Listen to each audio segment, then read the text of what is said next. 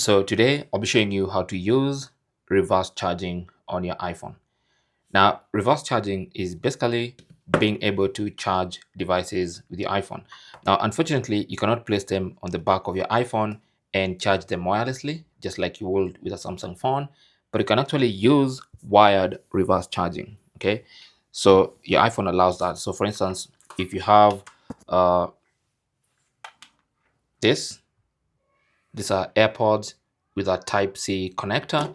You can actually connect them to your iPhone and start charging them. Okay, so you can do that. You can place them like this, and that should start charging the AirPods, as you can see. So that's wired reverse charging. I can do the same with an Apple Watch. In case I carried my Apple Watch charger and I'm stranded somewhere, I can simply plug in the Type C end into the iPhone instead of a power brick, and then use that to charge my Apple Watch. There you go. And I can do the same for a host of other accessories. I can do the same with my Powerbeats Pro tools. I can charge all these devices using my iPhone. Thanks for watching. Don't forget to like and subscribe, and good luck.